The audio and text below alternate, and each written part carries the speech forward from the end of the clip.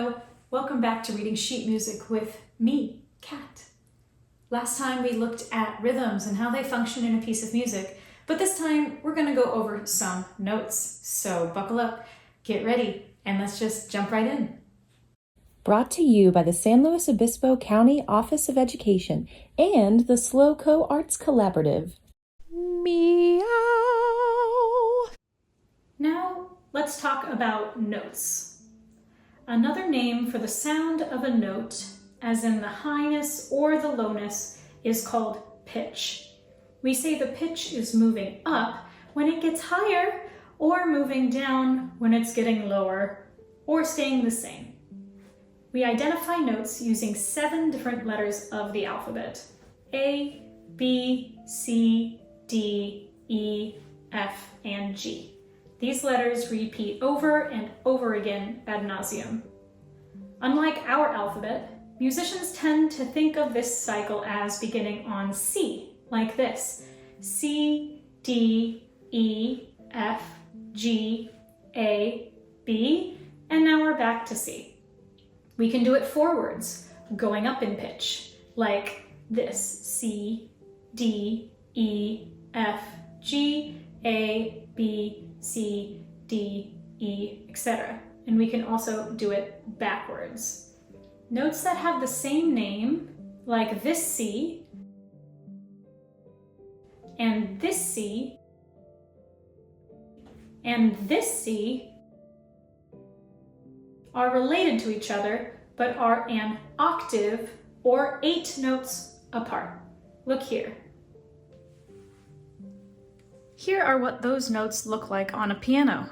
We have patterns of 2 black notes and 3 black notes. 2, 3, 2, and so on. We start with our C, which is just to the left here of these 2 black notes. And then we move to D right here next to it, E, F, G, A, B, and back to C.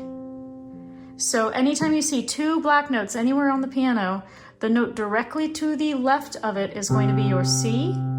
And anytime you see 3 black notes, the note immediately to the left of it is going to be your F. So C and F. Now if you keep moving up, we continue this pattern: C, D, E, F, G, A, B, C, D, E, F, G, A, B, C, D, and so on and so forth. This C, which is in the middle of the piano, is called middle C. Another name for middle C is C4 because it is the 4th C on the piano. It's hard for me to get all of the piano in this one shot, but we have C1 all the way down here, then we have C2, C3, and C4. This kind of numbering system is also true for the other notes. The D after our middle C, or C4, is D4. Then we have E4, F4, G4, A4, and B4. This note is C5, and the pattern begins again. We can also move backwards if we start from this C: B, A, G, F, E, D, C, B, A, G, F, and so on. So let's look at these piano notes again. If this white note is a whole step away from this white note, how far away is the note between them? A half step. Every note on the piano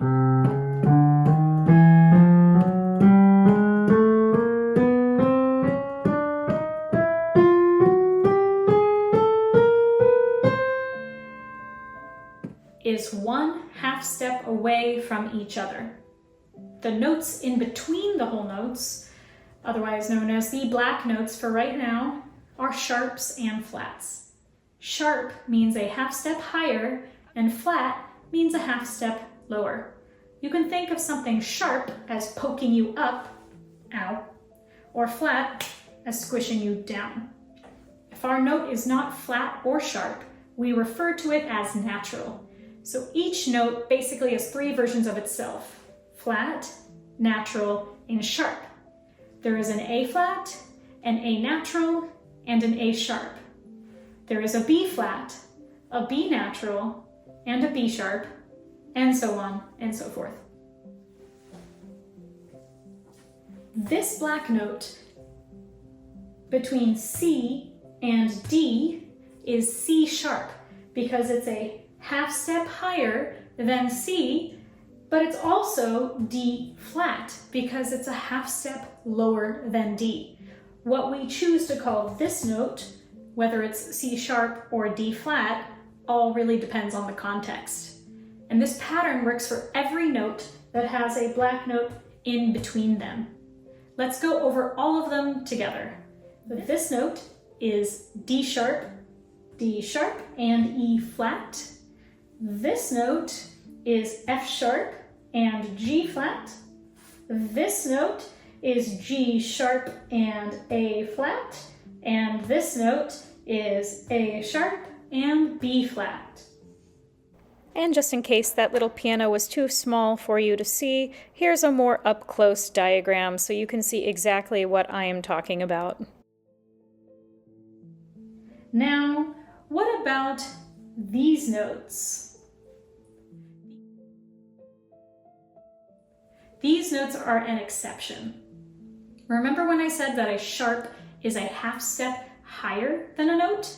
Because there's no black note between these notes, the white note is going to be the sharp.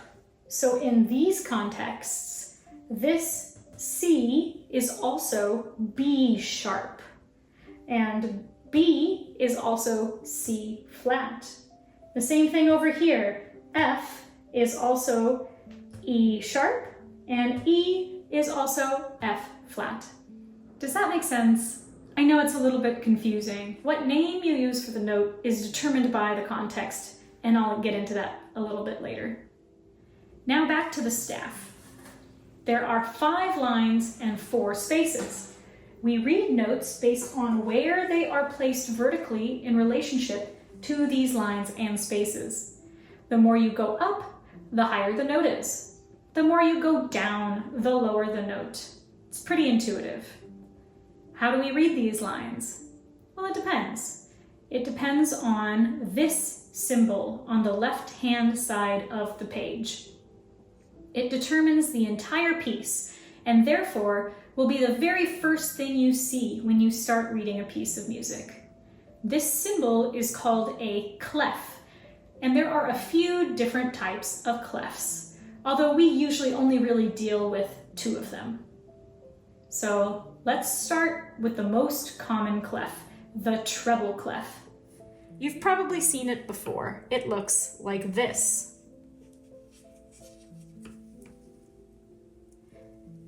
If you were to chop a piano in half, the treble clef covers mainly the notes on the right-hand side of the piano.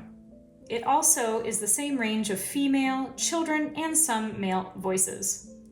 When reading the treble clef, the lines are read thusly. From the bottom, we have E, G, B, D, and F. Many people use the acronym, Every Good Boy Does Fine. I don't love this acronym, and if you don't either, feel free to make up your own. But regardless which you pick, choose what works for you to memorize the letters. The spaces are a little bit easier to remember. The spaces are F, A, C, E. We like to say, put your face in the space. If we put them together on the staff, they look like this. E, F, G, A, B, C, D, E, F. Look familiar?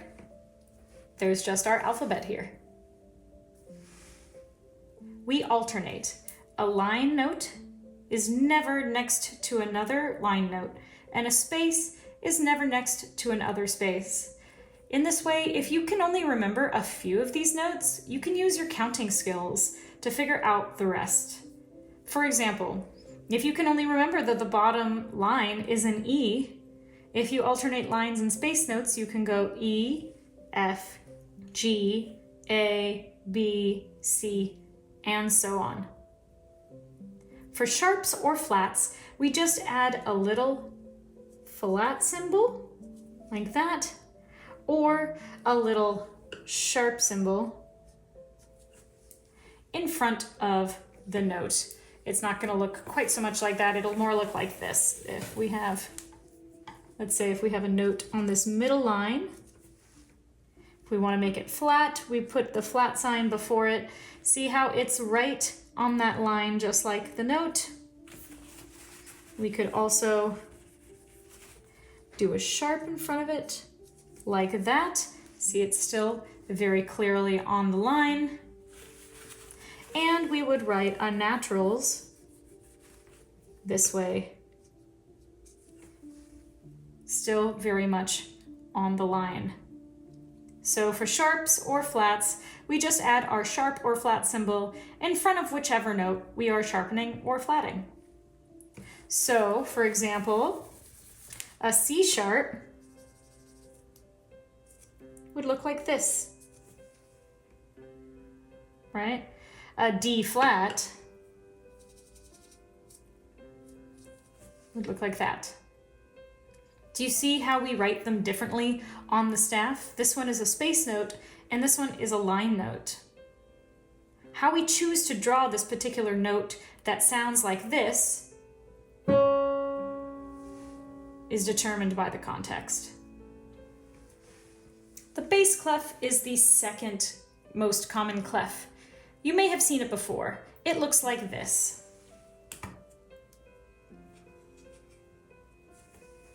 Kind of like this backwards half heart type deal here. This clef covers the bottom half of the piano. It mostly covers the lower instruments like the bass guitar, the upright bass, cello, etc., or lower voices like male and some female voices. When reading the bass clef notes, the notes are as follows. Lines from the bottom are G, B, D, F, and A. Some people like the acronym Good Boys Do Fine Always, but just as in the treble clef, if you don't like that acronym, you can invent your own.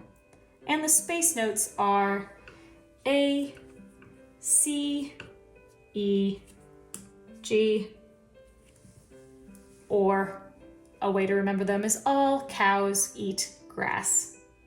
If we write out all of the bass notes like we did in the treble clef, they would look like this.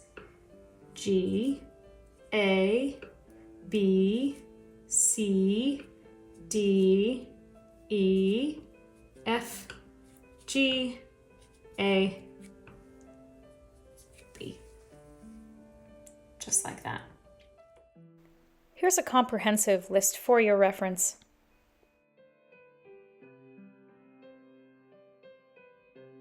I'm going to tell you a trick now for reading bass clef. If it's too confusing for you, just forget the next few minutes and go back to the memorization method. But if you're like me and memorizing is difficult for you, this trick just might make all the difference. So let's look at a few notes in bass clef.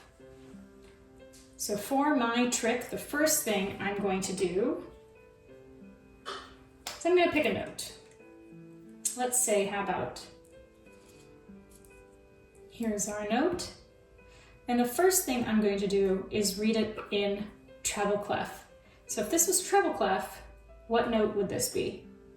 I've drawn this handy little cheat sheet for you up here. So this note is on our second line from the bottom. So if we go up, E, F, G. So this is a G in treble clef. For bass clef, what you would do is you would look at it and you'd say, okay, that's a line note. What is the next line note up in treble clef? So not the second line, but the third line. What's the third line in treble clef? So then we could go back here. E, G, B. B is our third line.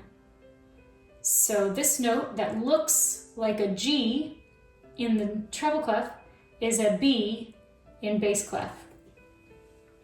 You just imagine whatever note you're reading. If you memorize your treble clef notes really well, then you read the notes in bass clef in treble clef, and you imagine it's one line or one space, depending on which note it is, higher than what it is in the bass clef.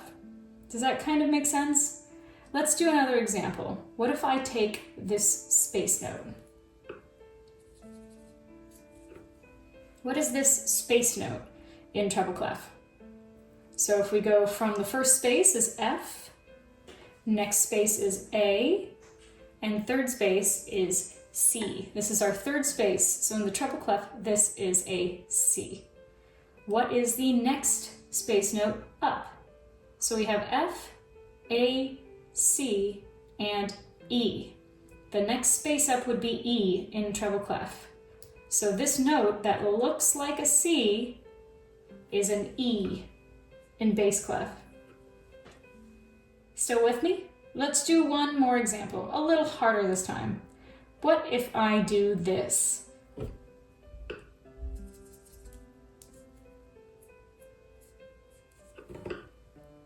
Well, in treble clef, this note would be an E sharp. It's on the first line, and I put a little sharp next to it, so this would be an E sharp.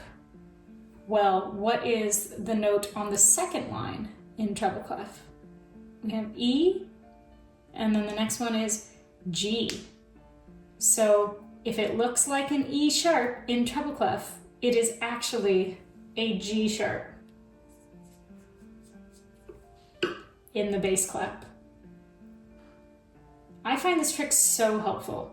Instead of cramming a bunch of information in my head all at once, I can just remember a few rules and use them to calculate everything else. Like I said, if that whole trick is just Confusion City, then go ahead and just simply memorize what the notes are using an acronym like you do for the treble clef. No problem. We'll still get to the answers in the end.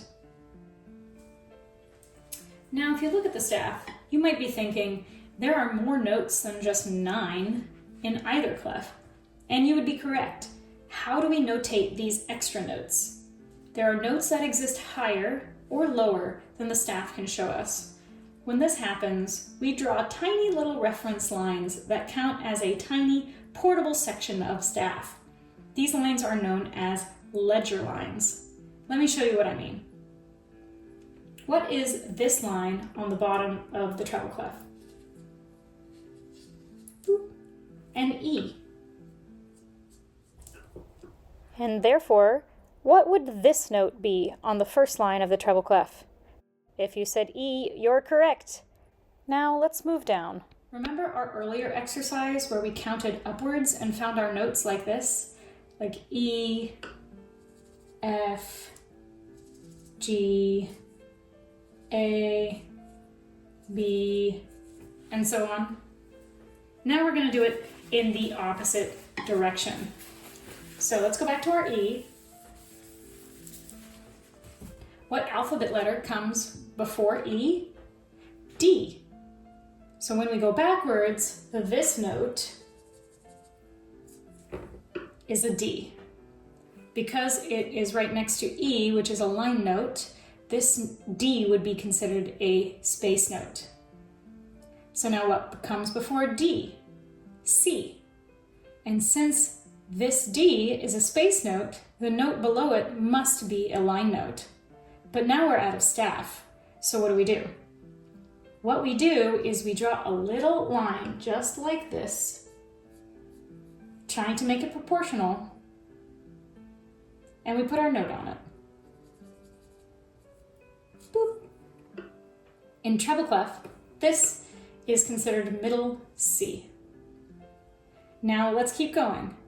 Before C comes B, and since this C is considered a line note, B is a space note. So we draw another little line, just like this, and we put our B underneath it in the space. Let's keep going. Before B comes A. A needs to be a line note because our B was just a space note. But if we only draw one ledger line, people will think you're referring to middle C, which has only one ledger line. So what we do is we draw C's ledger line right there, and then we add another ledger line below that, just like that for reference. Now we have two ledger lines, and we put our little A right on there. And we can continue to do this as we go down, adding more and more ledger lines. So let's do one more. So if we have two ledger lines here, and we do one more below it in the space, if this is an A, what note comes before A? G. So this would be a G. And last but not least, let's do one more. We have our C line, we have our A line, and then if we do one more all the way down here, what comes before G? F. So here would be an F in the treble clef with our three ledger lines. This whole technique works almost exactly the same when we're going higher than the staff. So let's do some examples.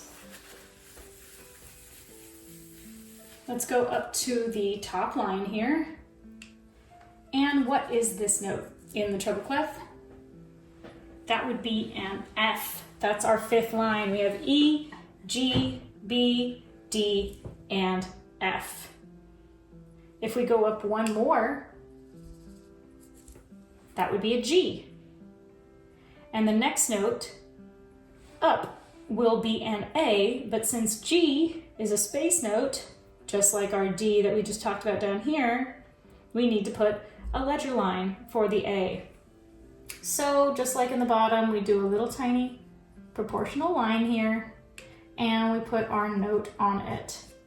So that's what our A looks like above the staff. So let's go up another one. What comes after A in our musical alphabet, or even the regular alphabet? B. So there's our B, using our ledger line there. If we want to go up to C, just like on the bottom, we have to add another ledger line so we know what note we're talking about. So we have that A ledger line for reference and our C right there, and so on and so forth. Let's do one more. So if we want to do a D, we would have two ledger lines and the D hanging out above there, just like this. Most musicians should be able to tell what the note is when there are only 2 to 3 ledger lines present. But the more ledger lines get added, because you can have lots of them. You can have, ledger lines going boop, boop, boop, boop, like all the way kind of to your heart's content. But past a certain point, you have to start counting. You can't really not very few people will just know off the top of the bat what those notes are when you start getting into 5 or 6 ledger lines or anything like that. Most of the time, the people who encounter those notes in the wild and need to play them are usually violinists or piccolo players or something like that. So if you want to be really good at just whipping out some of these notes, I would recommend being familiar with the notes at least to 2 ledger lines. This exact same technique works for bass clef. We would just read the notes as if they were bass clef notes. Let's move through them quickly. So if we have bass clef here, boop. I'm going to move quickly through this and just show you. And if you need to take some more time here, feel free to pause the video and look at the finished drawing. So in bass clef, the top line is an A. So if we go up, that is a B. And if we go up here with one ledger line, that is a C. If we go up one more, like that, that is a D. If we add 2 ledger lines, that is an E. And let's do one more on our 2 ledger lines, that is an F in bass clef, just like that. Now if we wanted to go from the bottom,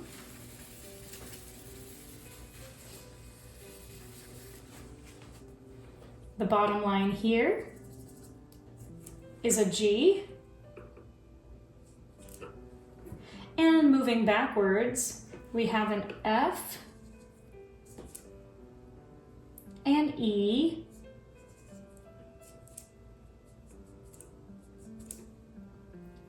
a D,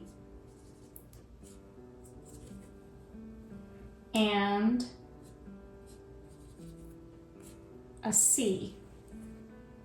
And just for good measure, let's do one more. That's going to be a B. Now let's test your newfound skills. I'm going to write some notes in both clefs and we will figure them out together.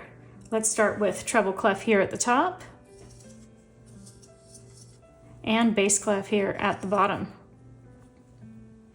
Now, what would this note on the first line be in the treble clef? If you said E, you are correct. That is an E. Good job. Let's try another one. What about this space note in the second space of the treble clef? What would that be? That one would be an A.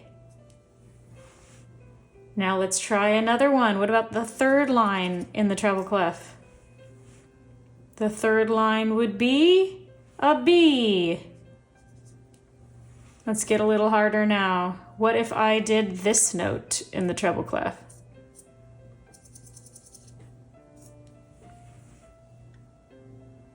That note would be a G sharp. What about if I did this? In the treble clef, that is an F flat. Nice. Let's get a little bit harder now. What if I did this note?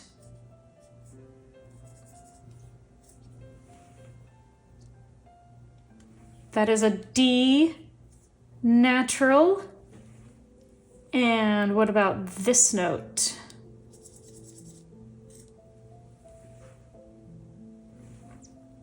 That's another F up there, technically F natural, but I didn't write anything next to it, just for flavor. And let's come down to the bass clef. What would this note be in the bass clef? That would be an F. What about this note in the bass clef? That would be an A. What about this note in the bass clef? That would be an E flat. How about this note?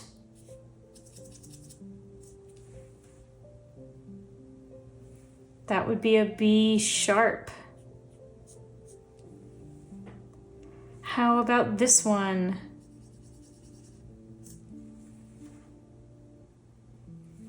It's just a G. Couple more. Let's do this note. That's going to be our C. And last but not least,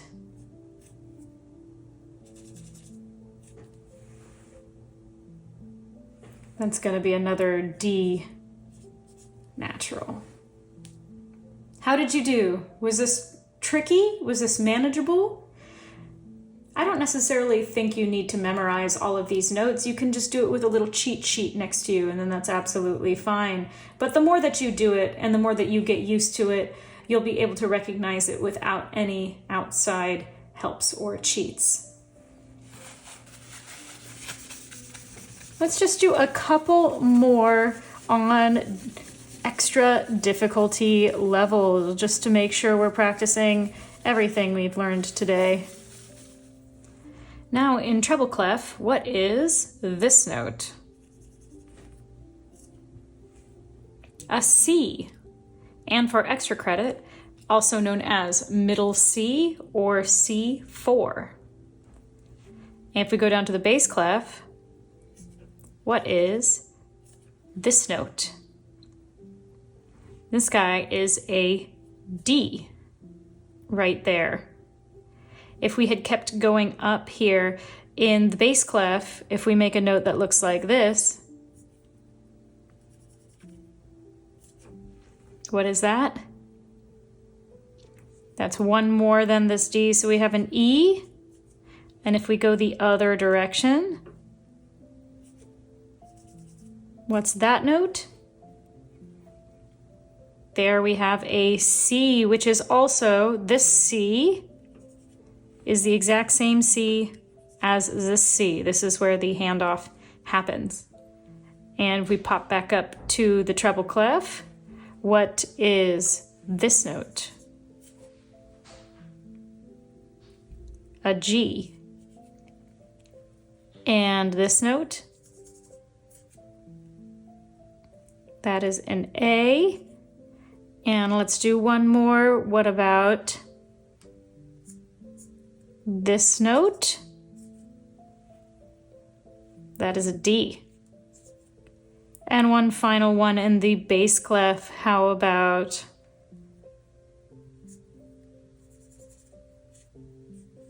that?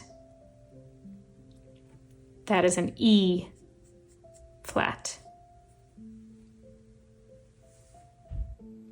That's it for our notes portion. Thank you for watching. Stay tuned for part 3 where we start to take these notes and these rhythms and put them together. So, see you really soon. Meow. Can you scroll up and see if I missed anything? Oh, let me try that. Okay. Is that good? Mm-hmm.